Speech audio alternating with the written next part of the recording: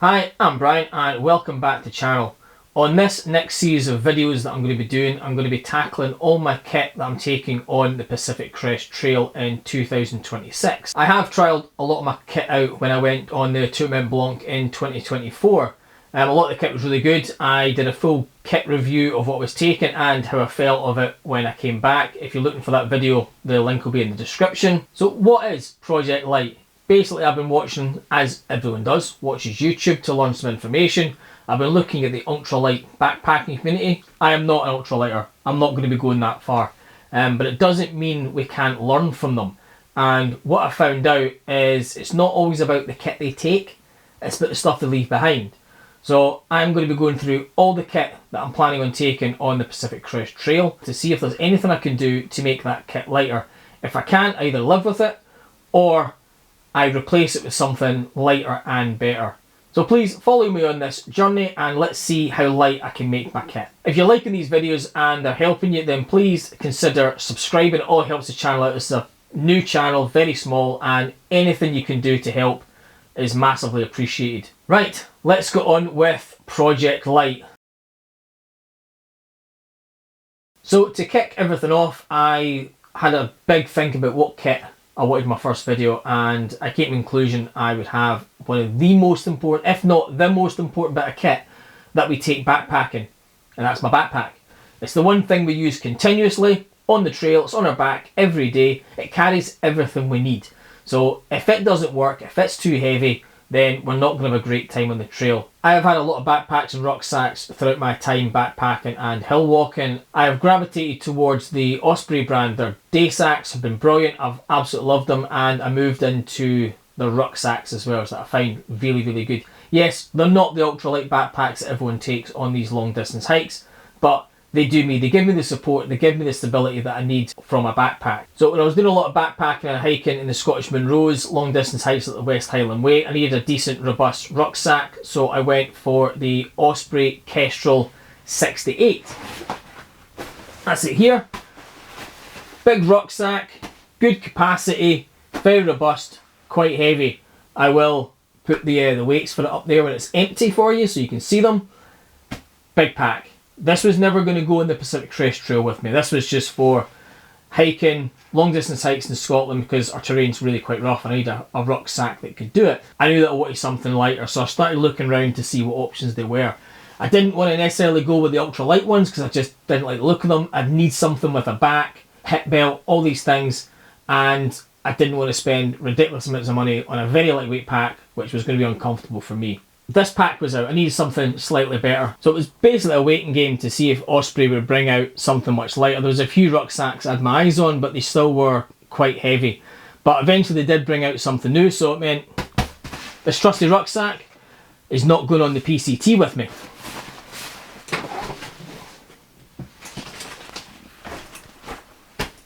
But this one is. This is the Exos 58, much smaller capacity.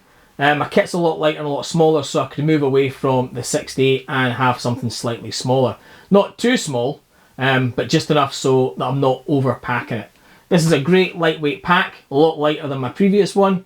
Again, I'll put the weights for it here when it's empty. As you can see, it's still not as light as the ultralight ones, but it has a lot of great features. It's got brilliant back system, and I do talk about this on my TMB Blanc gear video quite extensively. Really good rucksack. When I took this on the TMB Blanc, I had never used it before. I'd bought it for that trip, knowing that I was getting it ready for the PCT. Never broke it in, never did anything like that with it. Basically went out and did my hike for 7 days in the Alps, and it performed brilliantly. So this will be coming with me on the PCT. However, I still need to make it a little bit lighter. So let's stick it on the table, let's have a good look at it and see if there's anything on this pack that I can take off to lighten it a little bit. Right, let's have a close look at the Exos 58. Decent capacity. Osprey's been really smart. They haven't given us anything excess, so our straps aren't overly long. They're decent enough for what I need. This is probably what the pack is going to look like when I'm doing the Sierras, how packed it might be potentially with the bear can. So these don't need cut. I'm not going to trim these any more than they already are. So a decent length. Same with the side. All the straps have got decent lengths. So there's no need to kind of trim any of these down like I've done in previous rucksacks that I've had. These haven't been put on to an excessive level. Front as well, they're just long enough. They're not massively long. I'm not going to modify the straps on the hip belt because you never know how many layers you could potentially be wearing on a morning when you're out with your rucksack on, so I'm leaving them on. So really, there's only two main areas that I can focus on to shed some weight. One of which is the removable brain. So I can remove the brain, and with inside there's a little flap that goes over and covers up the top so you can actually continue to use it as a rucksack. So I can shed that weight. The other area I've got is down here. So you've got these little straps at the bottom. You can either put your sleep pad on them, or for me, for the TMB, I had my tent strapped to the outside of this. I will not be doing that for the PCT. I'm going to keep my tent inside this time. I'm moving away from having my stuff on the outside. As you put your rucksack down, if your tent's on the outside, it potentially get damaged and ripped, and that's the last thing I want. So I'm going to keep everything nice and safe inside. Right, let's get these straps off because I'm not going to be using them, and we'll get them weighed. I'm also going to take off the brain and show you what it looks like with the top flap on, and we'll get this weighed as well. Okay, I have removed the straps. It's not much, but you know what? Let's see what they weigh anyway.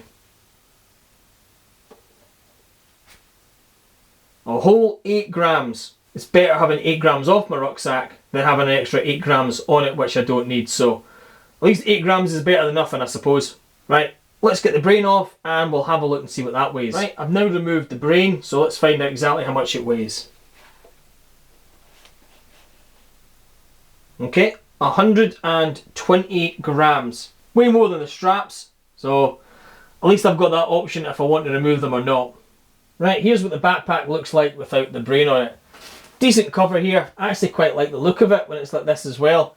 Really easy to clip on, and if you want to put the brain back on, it's really easy to take on and off. So I may keep the backpack like this for the desert phase. It just depends on, once I've packed it on, kind of work out what I'm doing better. But I really like it.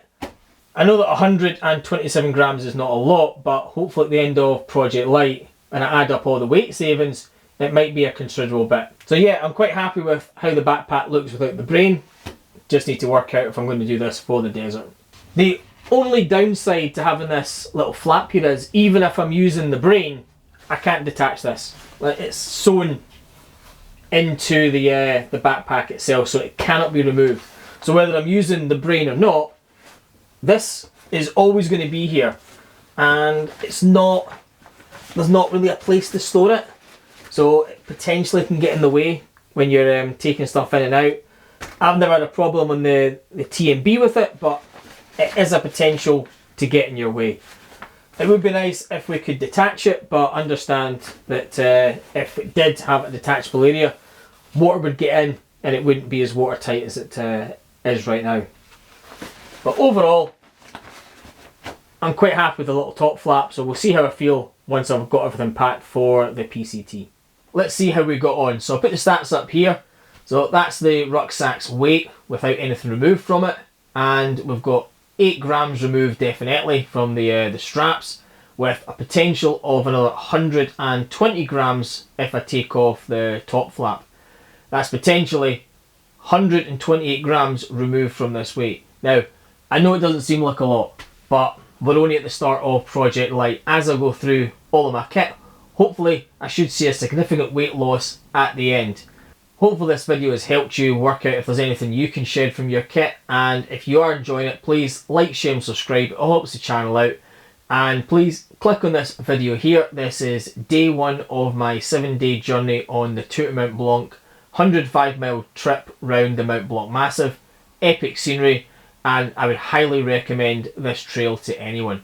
Please stay tuned for our next episode of Project Light.